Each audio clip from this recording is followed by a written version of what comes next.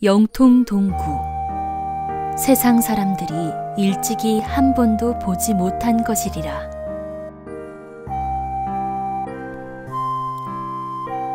화면을 가득 채운 둥구스름한 산봉우리 앞에 커다란 돌덩어리들이 여기저기 흩어져 있습니다. 이 돌이 얼마나 큰지 처음에는 알아채기 힘든데요. 아스라이 산기슭으로 이어지는 조그만 오솔길에 나귀를 타고 가는 나그네가 보이시나요? 나그네와 시종을 보니 이 바위들이 그야말로 집채만큼 크다는 것을 알 수 있습니다. 여행객의 모습을 통하여 산과 바위의 규모를 보여주고 있는 이 화가는 18세기 예원의 총수로 불리는 표암 강세왕입니다. 강세왕은 부인이 세상을 떠난 이듬해인 1757년 45세의 나이로 개성을 여행하게 됩니다. 개성은 예로부터 승경지가 많기로 유명해서 당대 문인들이 가보고 싶어 했던 여행지 중 하나였는데 당시 개성 유수로 있던 오수채의 초청으로 유람을 하게 되었던 것입니다. 천마산, 성거산, 오관산 등 개성 일대의 명승고적을 여행하면서 제작한 17폭의 기행시화첩, 송도기행첩은 여러 가지 면에서 새로운 작품들이 담겨 있습니다.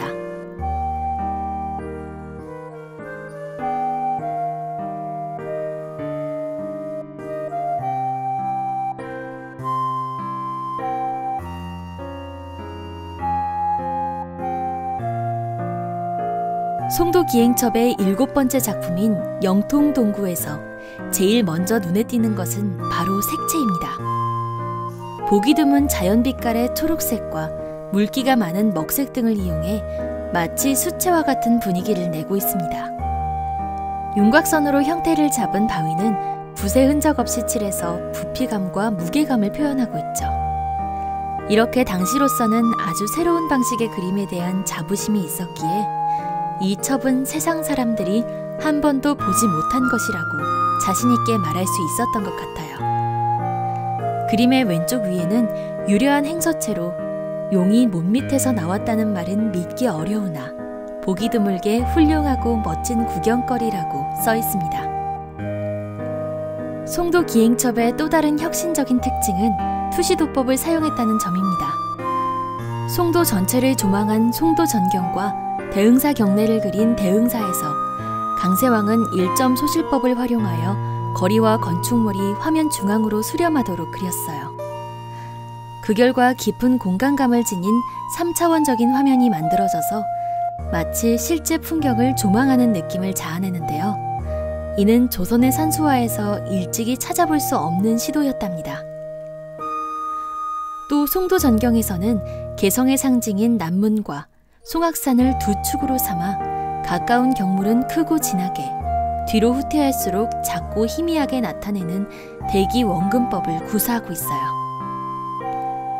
태종대는 화첩에 실린 11번째 그림입니다. 울퉁불퉁한 바위가 여기저기 보이는데 여기에서도 서양적인 음영법을 사용하고 있어요.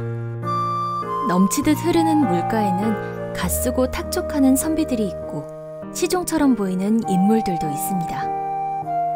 건너편 배경에는 줄줄이 늘어선 바위산들과 그 뒤에 토산이 보이는데 붓과 무게 사용법이 뭉글뭉글하고 아주 부드러운 느낌을 줍니다. 그림 왼쪽 아래에는 한 쌍의 나무들을 이고 있는 동 모양의 바위가 있고 그 옆에 한 선비가 단정한 모습으로 앉아있네요. 선비의 앞에는 하얀 두루마리 한 권이 펼쳐져 있고 선비는 붓을 든 채 건너편을 물끄러미 바라보고 있습니다. 이 선비는 바로 화가 강세왕이 아닐까요? 서양화에서는 다른 사람의 초상화를 그리면서 거울 속에 비춰진 모습이나 뒷모습으로 자신을 그려넣는 경우가 덜어 있지만 전통 회화에서는 그림 속에 화가 자신을 그려넣는 경우는 거의 없답니다. 이런 의미에서 태종대는 강세왕이 지닌 화가로서의 자부심과 실험정신을 보여주는 작품이라고 할 수 있습니다. 바로 이런 자의식이 있었기에 강세왕은 훗날 여러 편의 자화상과 초상화를 남길 수 있었습니다. 도포를 입은 자화상, 화첩 크기의 반신상, 얼굴만 그린 소조 자화상, 그리고 선면 초상까지 있습니다. 이처럼 다양한 형태의 초상화가 전해지는 예는 표암 이외엔 없답니다. 이 중에서도 1782년에 그린 70살의 자화상은 보물 590호로 지정되어 있습니다. 이 작품은 인체대생이 조금 더 어긋나지 않아 어색한 곳이 없으며 얼굴을 표현한 기법도 탁월합니다. 거기에 약간의 태서법을 가미하여 음영까지 넣었고요. 채색도 고상하고 푸른 도포에 붉은 도포끈을 둘러 액센트까지 준 명작입니다. 그런데 이 그림에서 조금 어색한 부분이 느껴지시나요?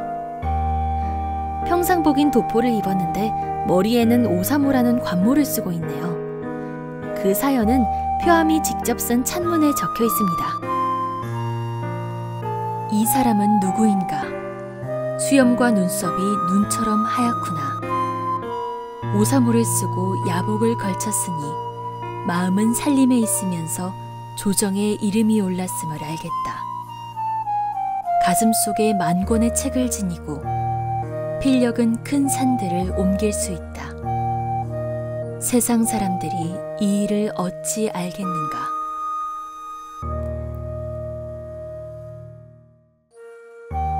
부와 명예를 누린 진주 강씨 가문의 구남매 중 막내로 태어나 8세에 시를 짓고 10대 초반에 행서에도 두각을 나타냈지만 강세왕은 61세가 될 때까지 벼슬을 하지 못했습니다. 그의 아버지 강현이 큰아들의 과거 부정 사건과 이인좌의 난에 연루되었기 때문이었습니다. 역적 집안으로 낙인 찍혀 벼슬길이 막히고 집안이 점점 어려워져 32세 때인 1744년에는 처가가 있는 안산으로 이주하게 됩니다. 그런데 이 안산 생활은 많은 문인들과 친분을 다지며 높은 안목과 학식을 키우는 소중한 기회가 되었습니다. 현정 승집도는 강세왕이 당시 문인들과 교류하는 모습을 잘 보여줍니다. 이 그림은 당대 문인 선비들의 여름 풍습을 그리고 있는데요. 1747년 6월에 안산 현곡의 청문당에서 벗들과 게장국을 끓여 술에 곁들인 뒤 검은고 연주를 듣고 시도 지으며 소일하는 장면을 그린 것입니다. 책 읽느니, 바둑 두느니, 부채질하느니, 마루 아래에서 대령하고 있는 심부름꾼 등 모습도 다양한 이 그림에는 삶의 여유와 흥취가 넘칩니다. 강세왕 자화상과 더불어 보물 590호인 이 그림은 불세출의 초상화가인 이명기가 그린 강세왕 초상입니다. 표암이 기로소에 들어간 것을 축하하며 정조가 이명기에게 그리게 했다고 합니다. 기로소는 현직 정이품 대신이면서 71세가 되어야 들어갈 수 있는 곳으로 관운이 높고 천수를 누려야만 가능한데 할아버지 강백년, 아버지 강연에 이어 3대째 기로소에 들어갔으니 정말 대단한 경사였죠. 이 초상화 역시 표암의 피부결과 주름 등 얼굴 묘사가 정확할 뿐 아니라 품위까지 표현하고 있습니다. 또 대리복의 무늬, 화문석의 표현 등 어디 하나 소홀한 곳이 없죠. 툭 트인 흉금, 고상한 운치, 소탈한 자취는 자연을 버타내라는 정조임금의 제문은 강세왕이라는 인물과 그의 삶을 축약하여 잘 나타내고 있습니다. 국립중앙박물관에 있는 지름 15cm의 또 다른 자화상에는 세월의 무게로 패인 깊은 고랑이 역력하지만 아무나 함부로 침범할 수 없는 위엄과 고집이 배어납니다.